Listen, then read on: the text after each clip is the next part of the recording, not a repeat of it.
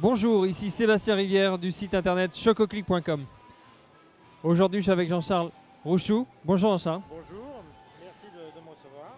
C'est un plaisir en tout cas d'échanger avec toi. Moi, ce que je voudrais savoir, les téléspectateurs voudraient vraiment savoir ton histoire. Qu'est-ce que tu as fait? Pourquoi le chocolat et d'où est venue cette idée, vraiment cette passion? En fait, mon histoire est assez brève. À l'âge de 3 ans, un jour, je suis rentré de l'école en disant à mes parents, lorsque je serai grand, je serai pâtissier en Afrique.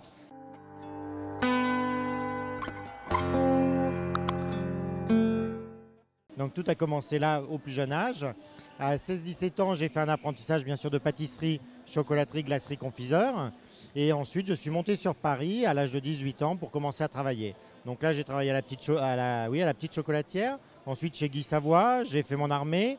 J'ai travaillé chez Michel Chaudin et j'ai ouvert ma propre chocolaterie il y a 11 ans, le 4 novembre 2004.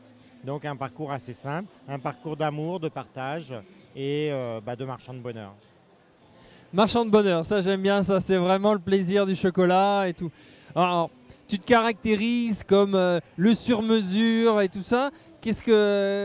Comment toi tu pourrais expliquer tout ça? Pourquoi tu vas sur cette tendance? En fait, chez nous, comme je te dis, on est marchand de bonheur parce que le client vient se faire plaisir. Donc, il vient composer sa boîte, on ne lui impose pas ses chocolats. Il vient pour des commandes spécifiques, des commandes de société, où là, on crée les logos, on crée du sur-mesure. On est marchand de bonheur, donc on est là pour faire plaisir aux gens. On n'est pas là pour leur imposer, on est là pour les rendre heureux. Ok. Donc, toi, tu as ta vision du chocolat alors? C'est le partage tout en étant égoïste, parce qu'on est tous en souvenir d'enfance devant un carré de chocolat. Et ça, il faut le garder, on est des grands enfants en fait. Donc ma vision du chocolat, c'est le partage, l'amour, la transmission, parce que le chocolat grandit de jour en jour. Maintenant, on passe sur des pures origines, des goûts plus intenses, donc ça mûrit. Il y a toute la presse télé et ainsi de suite qui font que le chocolat avance et nous, on avance en même temps. Justement, qu'est-ce que toi tu penses de cette nouvelle vague qu'il y a quand même depuis quelques années du Bean to Bar? Alors cette nouvelle vague, elle est bien et elle est moins bien aussi. C'est parce que ce qui est bien, c'est qu'on ouvre un petit peu la porte de nos laboratoires et la porte du chocolat aux gens. Donc on leur explique d'où ça vient, comment c'est fait, les différentes teneurs en cacao, les beurres de cacao qu'il y a dedans et ainsi de suite. Donc ça, c'est très bien. Et bien sûr aussi le goût spécifique de chaque pays. On ne mange pas du chocolat pour manger du chocolat. C'est comme un verre de vin. Donc le Bordeaux n'aura jamais le même goût que le Chinon. Eh bien le chocolat, c'est la même chose. La Côte d'Ivoire n'aura jamais le même goût que Madagascar et ainsi de suite. Donc là, c'est notre métier en fait, c'est d'ouvrir un petit peu toutes ces portes aux consommateurs. Ok. Donc pour toi, ça peut être que positif parce que ça permet aux consommateurs de trouver, de découvrir d'autres origines, vraiment d'aller en profondeur. Tout à fait, c'est très positif, mais ce qu'il ne faut pas oublier, c'est que c'est un vrai métier en fait. On travaille sur des molécules de matière grasse et de matière sèche, c'est des liaisons. Donc le chocolat, ça ne se fait pas du jour au lendemain, ça s'apprend, on apprend à connaître la matière.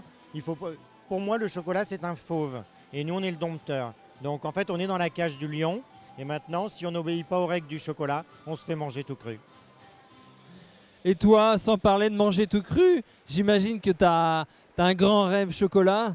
Et quel serait ce grand rêve chocolat?